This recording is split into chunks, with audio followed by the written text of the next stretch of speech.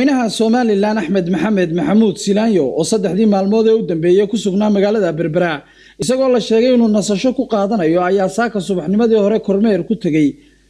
kaydka haamaha shidaalka Berbera halkaasoo maareeyaha haamaha shidaalka Berbera Salebaan Siciid Cali uu warbixin la xiriidha haamaha shidaalka madaxweynaha ku siiyay isagoo maareeyuhu soo bandhigay qalab uu sheegay in uu adeega haamaha shidaalka Berbera ku soo kordhiyay sidoo kalena waxa uu maamulka haamaha shidaalka Berbera madaxweynaha uga warbixiyay dayactir ay ku wadaan qaar kamid ah haamaha shidaalka lagu kaydiyo iyo waliba xayndaabka haamaha shidaalka Berbera $240,000 ayaa qalabka la soo siiyay nasiib wanaag anagoo muddo 3 bilood sugaynay imaatinkaaga baa Ilaahay noo sahlay inay noo timaado waxa kale madaxweynaha kamid ah haamahan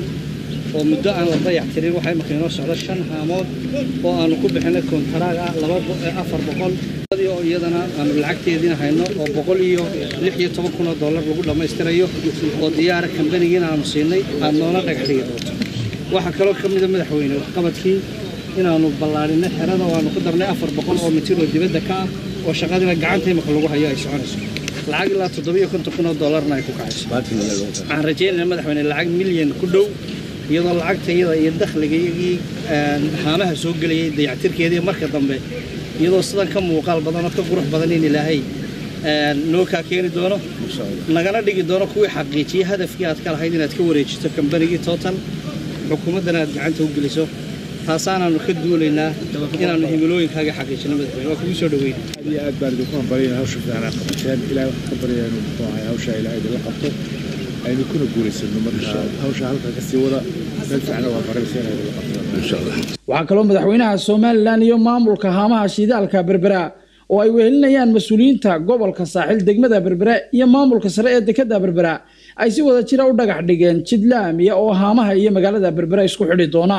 kaasoo ay maaliyadda ku baxay bixin doonaan maamulka haamaha shidaalka Berbera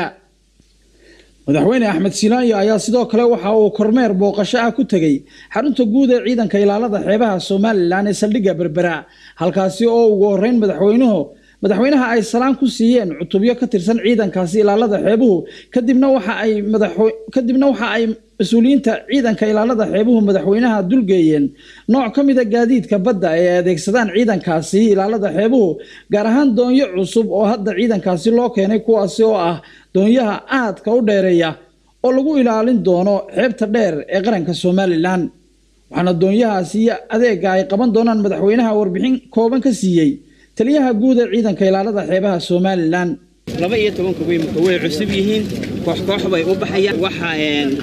doonyahaasi marka dhaqaaqoosan ayaan ku tusaynaa waa doonyo dheereeya waa kuwa meel walba gaari kara iisoonkeena gaari karaan territorial zone-keenu way ka adag yihiin hore umaynaan haysan waxqabadka dawladda ee cusub bay ka mid yihiin maanta baynu ciidan badeednahay maanta baynu ciidan badeednahay halkan ugu mahadnaqaynaa Allah ku guuleeyo Ilaahay marka ha ku dheereeyo intaas iyo qalabkooda oo ay ilaaliyo ciidanku mas'uuliyad iska saaro waxa had iyo jeer in qalabku dayacmo oo inta qaali lagu soo iibiyo dacin waxaanu ballan qaadaynaa in aanu daryeelo oo ciidanka ka shaqeynayna la daryeelo oo ay sugnaato nabadgelyada badaheenu ay sugnaato waxba la sheegaya waanu ka adagnay badii haday ciidanka leeyahay cidii sheeganaysa lahayd maxaan ku anaga xukunna maanta waa ku beenay ugu dambeyntii madaxweynaha Soomaaliland oo ay galbinayaan mas'uuliyiinta hay'adaha dawladda ee gobolka saaxil ayaa waxa uu jaastay socdaal ugu kicitimayo dhinaca caasimadda Soomaaliland ee Hargeysa waxaase uu madaxweyne Axmed Silaanyo ku sii hakaday deegaanada Abdaal iyo Dacarburuq halkaasi oo dadka ku dhaqan uu salaan gacan haadisa halkaasi uga lulay waxaanay mas'uuliyiinta hay'adaha dawladda ee gobolka saaxil madaxweynaha kaga soo laabteen deegaanka Laasgeel oo ka tirsan gobolka Maroodijeex